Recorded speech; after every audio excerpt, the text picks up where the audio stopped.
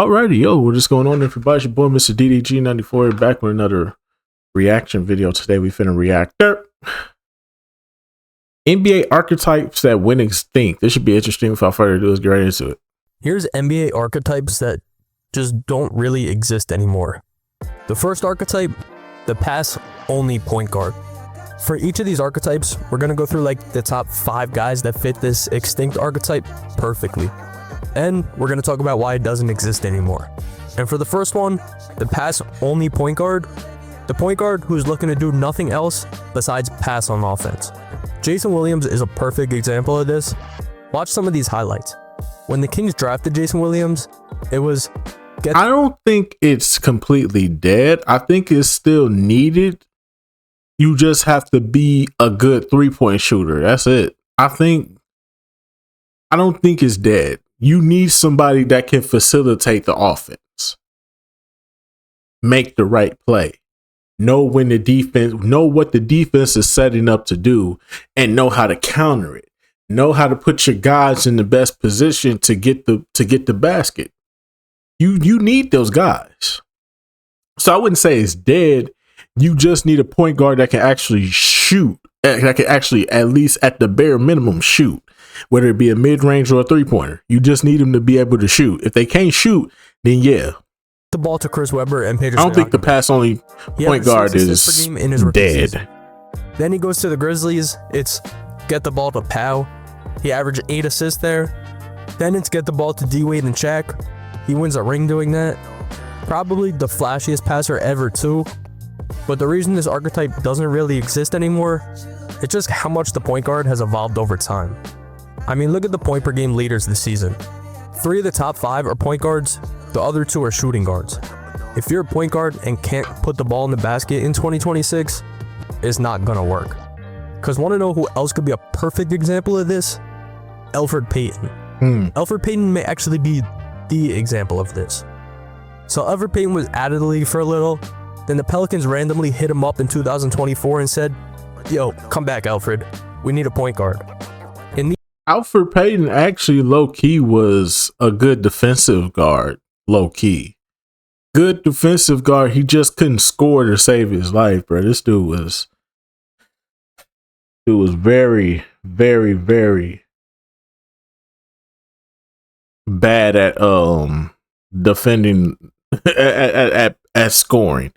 Terrible score, but a great offense. Look at them assists, though. That's crazy. Look at them assists, bro. Look at them assists. Man had 13 assists, 15 assists, 10 to 10. Yeah.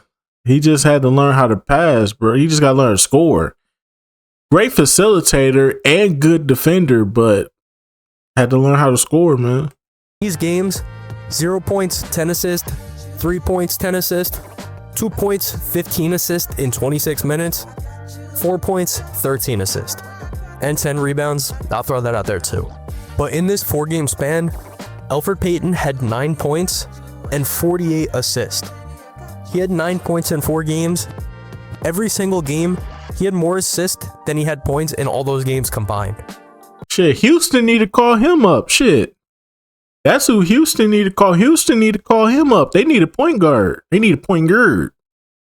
They need to call him up or try to see what Kemba Walker been up to. Shit. Oh yeah, and in his 3rd game back, this dude put up a career high 21 assists. His career high in points is 30. Elfrid just goes out there and get dimes. Guy was afraid to score. But if we're talking about someone genuinely afraid to score, man, Ben Simmons.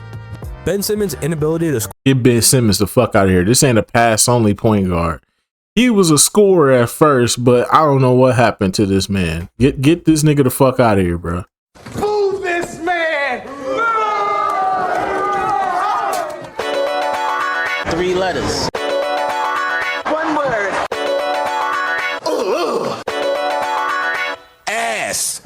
The fuck are you talking about? That shit stinks. Or keeps him out of the league. Because the guy's supposed to be like the next LeBron, the 1st overall pick. Averages a career 13.1 points and 7.2 assists. Ben Simmons has hit 1 3-pointer in a game 5 times before.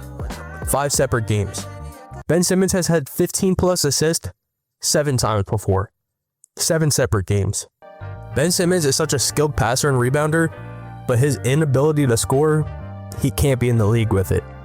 But there's 2 players above everyone else who fit this, and the first one, Ricky Rubio. Ricky Rubio averages a career 10.8 points per game and 7.4 assists. His rookie season, he averaged 8.2 assists. I'll never forget that nigga scored 50 points in a game back in like 2017, bro.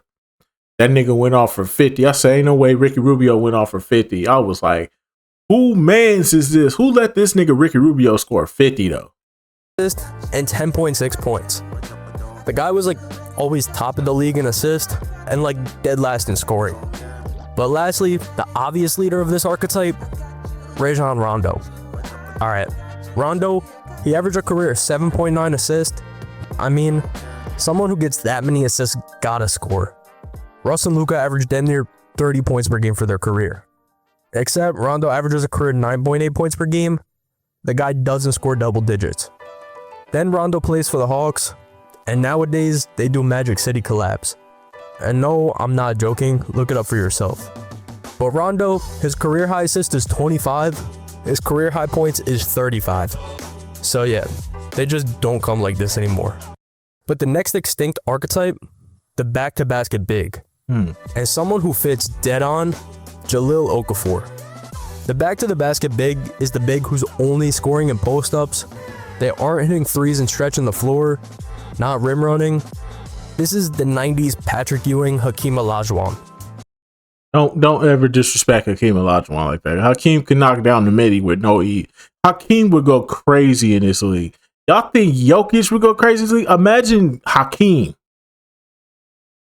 And that nigga play defense. He be Jokic, but with defense, bruh. Y'all tripping. That nigga be running it up the court. Nigga, that nigga be hitting you with the bop tween, lateral movement, step back from the midi, smack every time, bro. That nigga, Hakeem probably averaging like, Hakeem be putting up fucking Wemby numbers right now, bro. He be putting up Wemby numbers, probably putting up like 35, 15 rebounds, and like probably 5-7 blocks a game, bro. Don't put Hakeem in that. Nah. I think the back to the basket bigs can make a comeback. Now that teams are implementing the mid-range again, I think it can work. You just have to be a knockdown mid-range guy. If you can knock down mid-ranges, I think you could play back to the basket, because I also think it also depends on your height too. Your height will have to depend on that too. So if you like 7 feet or taller, I think a back to the back big can make a comeback, bro. You just have to be tall. Dump off the ball into the paint, get the hell out of the way, let them post and toast. Want to hear the craziest stat ever? When Jahlil Okafor was in college, 52% of Duke's half-court touches were post-ups. They got 1.3 points per possession. I gotta show highlights from the NBA, because the NCAA sends like an execution crew if you use their footage. But yeah, imagine Okafor in college. This guy posted up 200 times in 14 games once. 14.3 post touches per game. He averaged 0.9 assists, shot 22% from 3. So yeah, Jahlil Okafor, if he touches the ball in the post in the game, you aren't getting that ball back. But someone who might fit this even better, Greg Monroe. Gregory Monroe-Stein, man. What a player. You remember Greg Monroe, the 6'10", 260-pound power forward who played next to Andre Drummond. From 2012 to 2015, this guy averaged 16 points per game. The dude was a monster. In that time, he attempted 5 3-pointers. He made 0.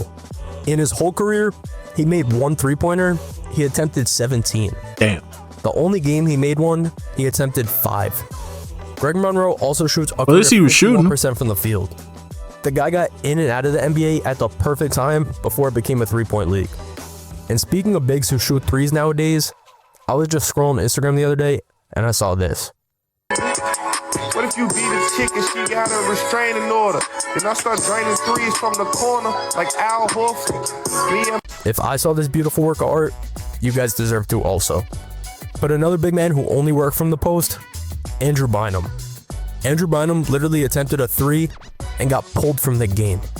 Andrew Bynum shoots a career 55% from the field. From 3 in his career, he's 1 for 9.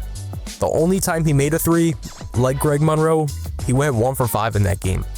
Bynum is 7 feet, 285. Of course he's going to work in the post. Office.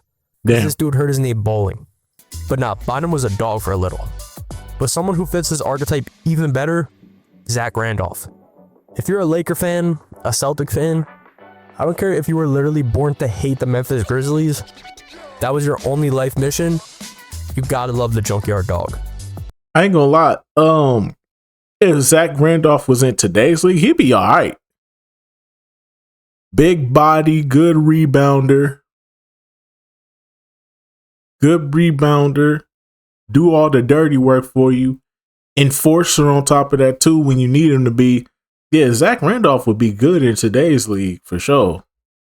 Zach Randolph kind of shot because he a mid-range guy. Left column is made threes, right is attempted. So like 05 to 09, he was making like 15 to 30 threes in a season, which obviously isn't crazy. But then 2010 hits, and he remembers he's the greatest post player ever. In Zach Randolph's career, he averages 16.6 points per game, 1.8 assists, 47% from the field, 27% from 3. The guy was 6'9", 250. Nobody was guarding him in the paint. But actually, the definition of back-to-basket big, Al Jefferson. If you lost your Al Jefferson, chances are he's in the post. Al Jefferson is 8 for 66 from 3 in his career. In Al Jefferson's peak, he averaged 8.5 post-ups per game, over 650 post possessions, and over 40% of his half-court usage was in the post. Al Jefferson literally just posted up, and it worked out every time. Also, if you don't own an Al Jefferson t-shirt from 12 years ago, by the way, they say you're insanely weird. I'm not from anywhere near North Carolina, by the way, or a Hornets fan in the slightest bit. This just hangs in my closet and has for the last 15 years. But Al Jefferson also had a season where he averaged 23 points per game, shot 50% from the field, and didn't make one single three-pointer. That's what this dude Al Jefferson was doing. The one thing you didn't want to do with Al Jefferson, you didn't want him to get like 10 points in like the first half. All right, not in the first half, in the first quarter. Because Al Jefferson was known, if he got 10 points in the first quarter, it was going to be a long night. Because once he got it going, it was over, bro. He would start becoming automatic. Like once he get below that free throw line, he's automatic, bro. The goal was to make it hard for him every night. You have to throw double teams at him, all that shit. Because if he just got 10 points in the first quarter, you was finna have a long night with him. And of course, the back-to-basket big doesn't exist because all the bigs shoot threes nowadays. Brook Lopez went from back-to-basket big to three-point sniper. All the former back-to-basket bigs hit threes now. Nikola Vucevic hits threes now. Yep. Miles Turner hits threes. Yep. Al Horford hits threes. Yep. What if you beat a chick and she got a restraining order? And I start draining threes from the corner like Al Horford? See? But yeah, the former back-to-basket big where they post up and dump the ball to them, pretty extinct. But next archetype. And for this one, we got the absurdly short player. This is the Isaiah Thomases of the world. There was an actual season where Isaiah Thomas... They coming off the bench, but you got to be a defensive small guy. If you 6 feet and under, you have to be a defensive demon. You got to be on some Jose Alvarado shit. You got to get a lot of steals, bro. If you can't play defense and you can't knock down the three when they swing the ball to you open, if you can't be a 3-and-D point guard, you're not going to see that much playing time. I'm sorry. The league is changing, bro. Point guards are becoming 6'7" now. They making 6'7" point guards out here now. They turning shooting guards into point guards, bro. You gonna have to at least at the bare minimum play defense and be able to knock down threes. At least at like a 38% clip at best. Is top of the MVP voting. Isaiah Thomas was 5'9". Yeah. But IT is the most modern player we're gonna get in this archetype. So as point guards evolved, they got taller. So Thomas was constantly going against point guards who had 6 to 8 inches on them. but it didn't matter.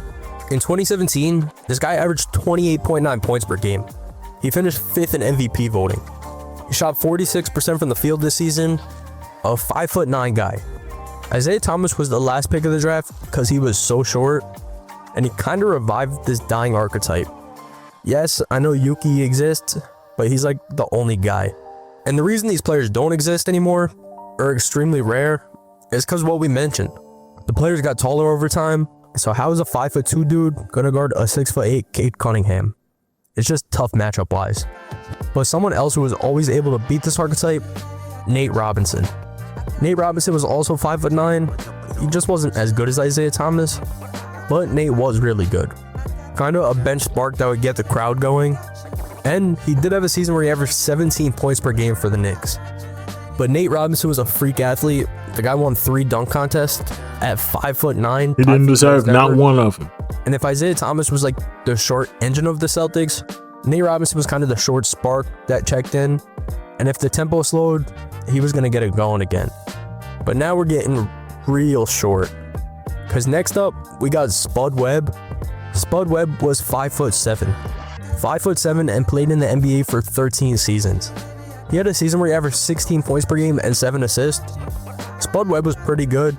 And if you think Nate was impressive, Spud Webb won the dunk contest 2 inches shorter. And 2 inches is a lot. Like, too much, I would say. But Spud Webb was just really good at controlling the offense. He was a great playmaker. He went from a hawk to a king and was great. What's a hawk to a king? Sorry. But yeah, Spud Webb, small, but great at controlling the offense. But getting even shorter, Earl Boykins. Damn. Earl Boykins also played in the NBA for 13 seasons, was 5'5", went undrafted in 1998. What is his quality? Because they said he was too short. By the way, shout out to Too Short on the Baby Keem album. Killed his feature. But Earl Boykins, just a great player. Had a 5-season stretch where he averaged double-digit points. The second shortest player in NBA history. I mean, look at the difference between him and Dirk here. Doesn't even look real. But of course, the #1 leader of this archetype, Muggsy Bogues. Muggsy Bogues played defense though. It's rare you even meet someone who's 5'3". This dude was a great NBA player at 5'3". Averages a career 7.7 points, 7.6 assists. 7.6 assists in 14 seasons at 5'3". You know how good you gotta be for that? He's the Hornets' all-time leader in assists, steals, and minutes. Isaiah Thomas is the best overall player in this archetype, but Muggsy Bogues was probably the best pure point guard of this group. But we said the absurdly short player is extinct, and really, the absurdly tall player is too. I don't know about that. Archetype, someone who fits this perfectly almost completed the comeback of this archetype. I don't agree with this at all. If you have Wemby-like potential, you can go places, bro. If Taco Fall could move like Wemby could move, he'd be all right. So it's not like he can't succeed in the NBA. It's just the fact that you gotta be able to knock that 3 down. You gotta be able to do a little step back. Might be able to do a little tween. Be able to get him with that hee. You know what I'm saying? You gotta hit him with it. You gotta do some shit that they ain't seen. You gotta play like Jokic, KD, and LeBron all in one. Taco Fall. Taco Fall is 7'5", 311 pounds, but he went undrafted in 2019. Eventually, the Celtics picked him up, but then he played 37 NBA games. A career 2.2 points per game, 2.4 rebounds per game, but he does have a career 67% from the field. Good luck beating that. But when I talk about the absurdly tall archetype, I know Wemby exists. I'm talking about the center, 7'5" and up. Vertically gifted guys who stood in the paint with their hands up. Wemby's basically a shooting guard, so let's just forget he exists for a little. No. Basically, Wemby exists in the absurdly short archetype more than the absurdly tall. No, he doesn't. But somebody who fits the tall one perfectly, Sean Bradley. You can't move the goalpost. You can't make videos like this and move the goalposts like that. You can't do that. You cannot move the goalposts like that. Wemby is 7'6", 7'7". That's tall, nigga. He taller than Yao Ming. Come on, bro. What is we talking about? 7'6", 275 pounds. He played in the NBA for 13 seasons. Somehow, Sean Bradley shoots a career 46% from the field. But he does average a career 2.5 blocks per game, so he was a defensive demon.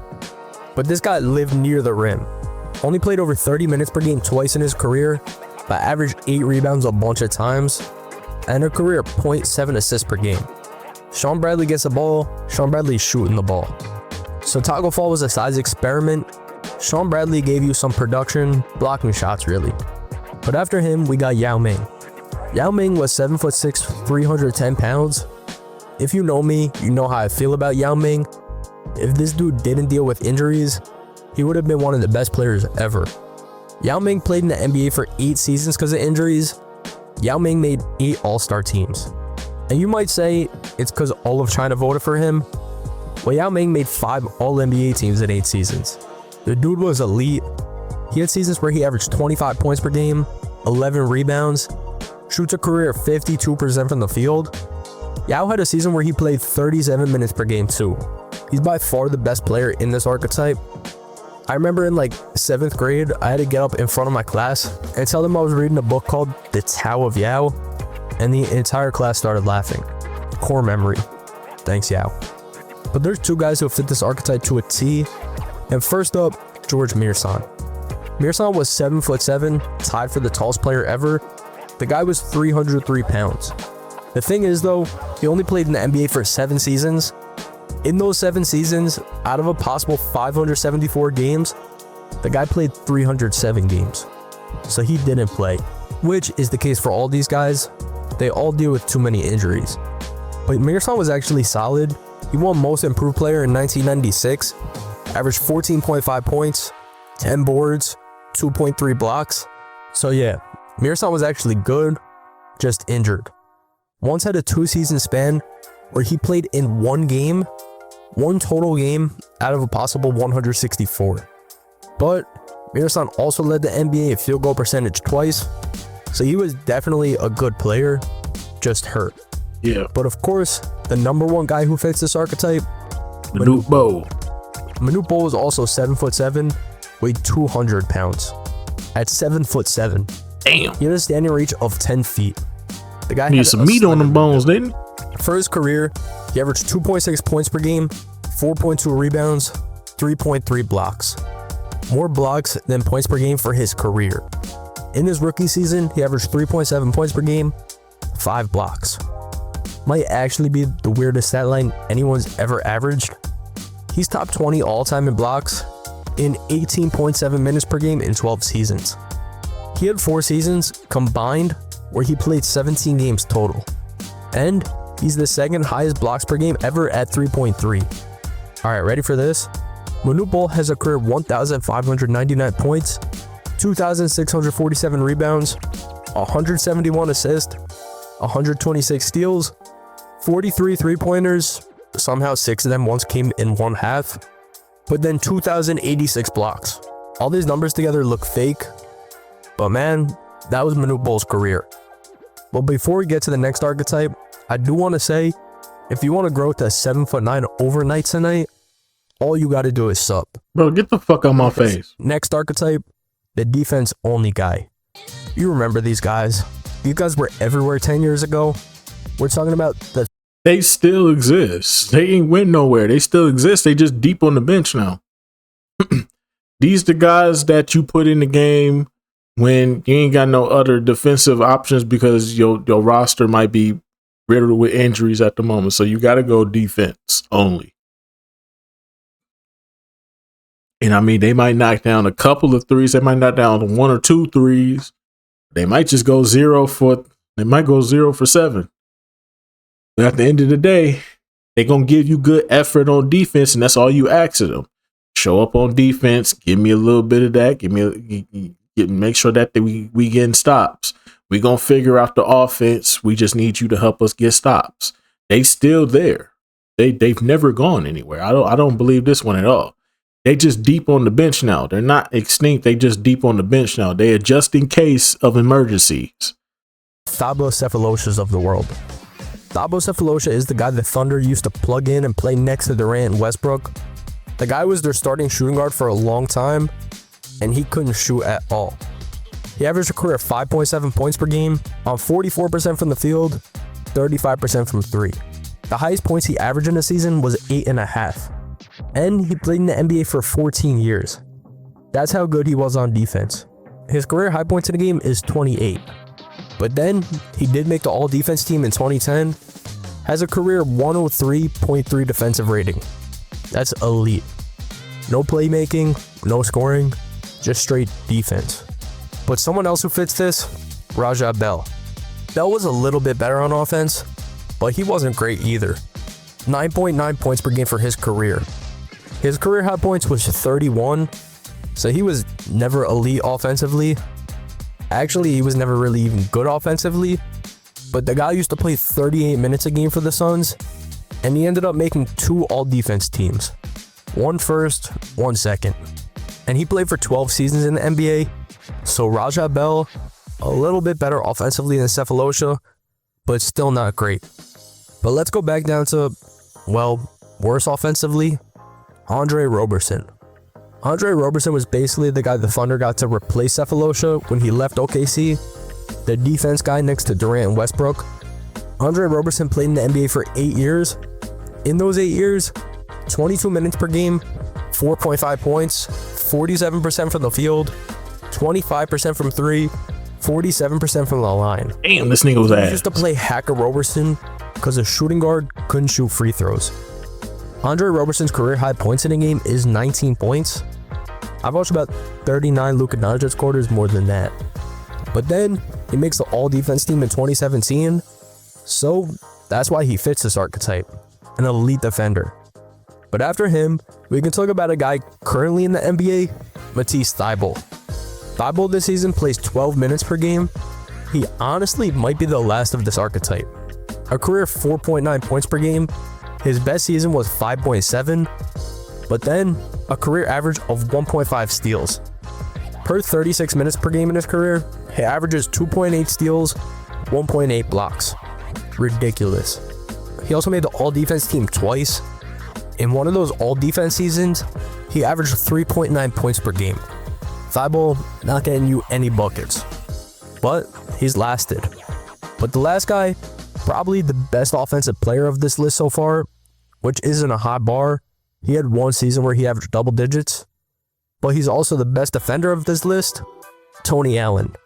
Tony Allen played in the NBA for 14 seasons.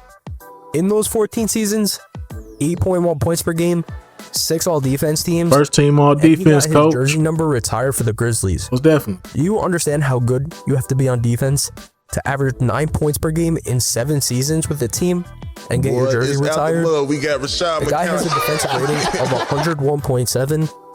Plus, a bunch of players call him the best defender ever, including Kobe.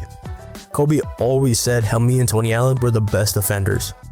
But Tony Allen always guarded the other team's best player. Never won the depoy though, which is kind of weird. But Tony Allen, he's just the Zach Randolph of guards. You gotta like Tony Allen. But the last archetype we're gonna talk. Most definitely, most definitely. Boy, it's out the mud. We got Rashad McCount.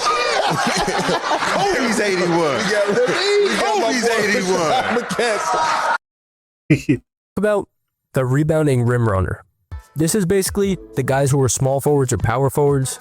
I'm not talking God damn. DeAndre Jordans or Clint Capellas, but these guys, they got rebounds, they were athletic, dunked, but couldn't shoot. This is pretty much the athletic version. So basically like the Hakeem Warwicks, Stromile Swifts. That's what you talking about. The athletic, explosive guys like that. Sean Kemp's, all of them. Blake Griffin's, if you want to be technical. Version of the back-to-basket guys. And someone who fixed this, Quincy Acey. Quincy Acey was 6'7". Across his whole career, he averaged 4.9 points per game, 3.5 rebounds. And I think every single one of those baskets came from a putback dunk. He played for 6 teams in 9 years, and he was just the energy guy for every team. Every single season, came in and caused havoc. He was 6'7" and got 8 rebounds per game per 36 minutes. Quincy Acey was a beast. But after him, we got Jordan Bell. When the Warriors got Jordan Bell, I was so sure he was the next Shawn Kemp. But then he ended up playing 161 games in his career. But he's one of the most athletic players you're ever going to watch. 6'7" like Quincy Acey, 3.7 points per game, 3.1 rebounds per game. But 55% from the field, and 4 made three-pointers in his career. But then Jordan Bell gets over 9 rebounds per game per 36 minutes. The Kenneth Fareed. I forgot about Kenneth Fareed. But if you threw the ball anywhere near the rim, this guy was going to finish it. But after him, we're going to go to a player. He's kind of too good for this list, but he still does fit the archetype. Cap. Boy, Boy, it's out the mud. We got Rashad McCown. Oh, he's 81. He's 81. I seen Josh Smith play, brother. You disrespecting the fuck out of Josh Smith. Hell no, you disrespecting the fuck out of Josh Smith, bro. You cat. I'll call the cap on this one, boy. You sounded crazy right now. Play it one more time. Boy, it's out the mud. We got Rashad McCown. Oh, he's 81. He's 81. Hell no. I'm offending my damn self. And you ain't even talking about me. You talking about Josh Smith, but I feel offended. Type Josh Smith. Josh Smith is kind of a weird player because his peak, this dude was elite. 19 points, 10 boards, a 6'9" small forward, power forward, but elite dunker, couldn't shoot. Great energy though, so he fits this archetype well. Josh Smith was 6'9" and had a season where he averaged 2.9 blocks per game.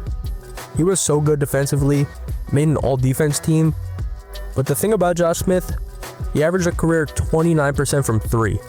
He couldn't shoot, but then he had a season where he shot 51% from the field. So if he got to the rim, it was gonna work. So yeah, easily fits this archetype, but he's the best player in it. But after him, we'll talk about probably the best rebounder in this archetype, Reggie Evans. Reggie Evans was just Quincy Acey on steroids. Maybe they just look alike, but Evans was elite. In 13 seasons, 4.1 points, 7.1 rebounds. That's in 19.2 minutes per game. He had a season where he was top 10 in rebounds under 24 minutes per game. He had a stretch of his career where he averaged a fourth of the total rebounds every single game. He has a career 21.9% rebounding percentage, which is 4th all time. Yes, Reggie Evans.